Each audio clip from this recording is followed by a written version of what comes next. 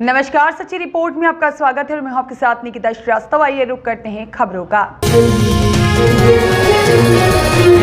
भाजपा के स्टार प्रचारक और उत्तर प्रदेश के मुख्यमंत्री योगी आदित्यनाथ भीलवाड़ा पहुंचे। योगी आदित्यनाथ ने भाजपा प्रत्याशी विट्ठल शंकर अवस्थी के समर्थन में चुनावी जनसभा को संबोधित करते हुए पीएम मोदी और केंद्र की योजनाओं को गिनवाया। राज्य की कांग्रेस सरकार की नीतियों को गलत ठहराया। सीएम योगी आदित्यनाथ ने मंच से शहर भाजपा प्रत्याशी विट्ठल शंकर अवस्थी, मंडल प्रत्याशी उदय लाल भड़ाना और सहाड़ा प्रत्याशी लादू लाल पितलिया के समर्थन में लोगों से हाथ उठवाकर वोटों की अपील की।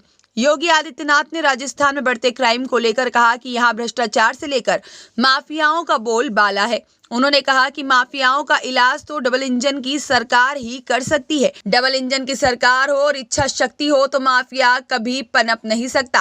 माफियागिरी विकास की राह में सबसे बड़ी रुकावट है और इन माफियाओं को डबल इंजन की सरकार हर हाल में रोकेगी। जनसभा के दौरान यूपी के सीएम योगी आदित्यनाथ ने कहा कि आज का भारत नया भारत है जो सीधा वार करता है। पड़ोसी देश पर सर्जिकल स्ट्राइक इसका सीधा उदाहरण है।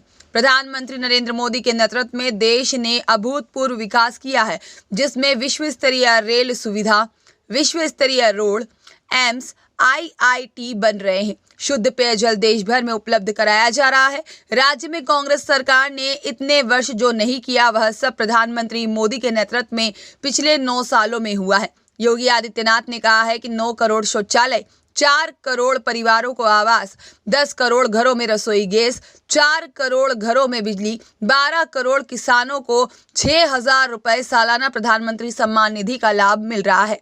इस दौरान योगी आदित्यनाथ ने भाजपा प्रत्याशी अवस्थी, गुर्जर और साथ ही में पितलिया का हाथ उठाकर लोगों को समर्थन की अपील की और योगी आदित्यनाथ के अलावा मंच पर शहर के विभिन्न धार्मिक स्थलों के संत, महात्मा और पार्टी के पदाधिकारियों को जगह दी गई।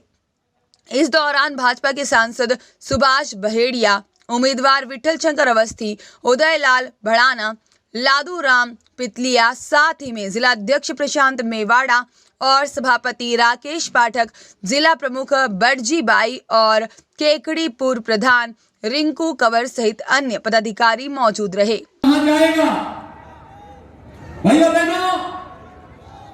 मोदी जी ने कभी ये नहीं कहा। मोदी जी ने कहा देश के संसाधनों पर पहला अधिकार गरीब का है, नौजवान का है, किसान का है, महिलाओं का है। और इसके लिए मोदी जी ने नारा दिया सबका साथ, सबका विकास। सबका साथ और सबका विकास का नारा, यही राम राज्य की अवधारणा है। एक तरफ देश विकास कर रहा है और दूसरी तरफ राजस्थान में जहां जाओ कहीं बालू माफिया, कहीं खनन माफिया, कहीं वन माफिया, कहीं पशु माफिया, कहीं पेशेवर अपराध में संलिप्त माफिया। ये माफिया ही माफिया यहां हावी हो गए हैं भाइयों बहनों। और भाइयों बहनों, ये माफिया विकास के सबसे बड़े बैरियर हैं। एक तरफ माफिया और दूसरी तरफ आस्था के साथ खिलवाड़। रामनवमी में भगवान राम का जन्म यूपी उत्तर प्रदेश में होता है, लेकिन सर्वाधिक रामनवमी के जुलूस उत्तर प्रदेश में निकलते हैं, लेकिन रोक और कर्फ्यू राजस्थान में लगता है। पर्व और त्योहारों में धार्मिक जुलूसों पे यहां रोक लगा दी जाती है। यहां पे जहां जाओ पता लगता किसी संत की हत्या कर दी गई। सरकार क्या कर रही है? यहां पे आस्था के साथ भी खिलवाड़ हो रहा है। प्रयास किया तो उसको छोड़ते भी नहीं है। भैया बहनों, ये नया भारत है और इसीलिए आज हम आपके पास आए हैं। सीमाएं सुरक्षित हो रही हैं। कांग्रेस ने देश को समस्या दी, प्रधानमंत्री मोदी जी ने समाधान दिया।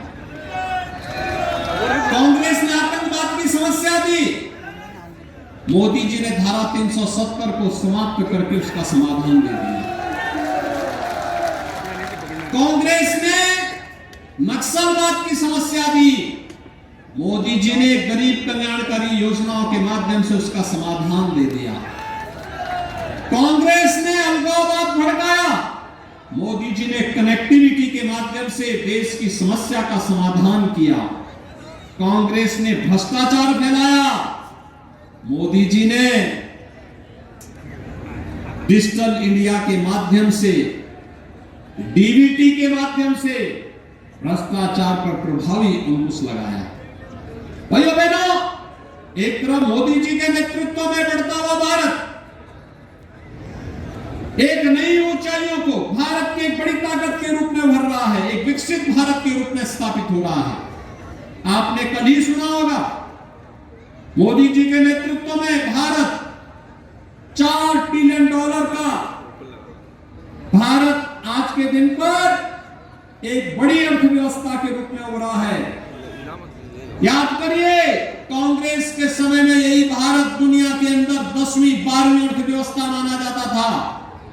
आज भारत अपने आजादी के अमृत महोत्सव वर्ष में दुनिया की 5वीं बड़ी अर्थव्यवस्था बन गया है और अगले 3 वर्ष के अंदर भारत दुनिया की 3री बड़ी अर्थव्यवस्था बनेगा। भाइयों बहनों, अगर हमारा देश धनी होगा तो हर व्यक्ति की भाइयों बहनों, जिस सरकार ने आपको इन सब कार्यों के लिए और इस दिशा में छोड़ा है, जो यहां के नौजवानों के सामने पहचान का संकट खड़ा कर रहा है, किसानों को पलायन करने के लिए मजबूर कर रहा है, नौजवानों को आत्महत्या करने के लिए मजबूर कर दे रहा है, बहन और बेटियों के सामने सुरक्षा का गंभीर संकट खड़ा कर रहा है, उस सरकार को जवाब देने का पर्व होता है चुनाव। और इसलिए चुनाव के अवसर पर विशेष अपील करने के लिए मैं आपके पास आया हूं। भाइयों बहनों, फर्क साफ है। एक तरफ मोदी जी के नेतृत्व में भारत का वैश्विक स्तर पर बढ़ता हुआ सम्मान।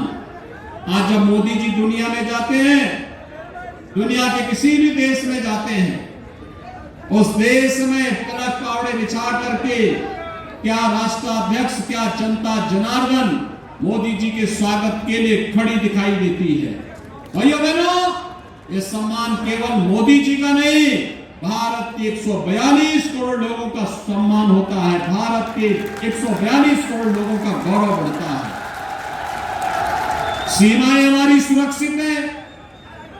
याद करिए, कांग्रेस के समय में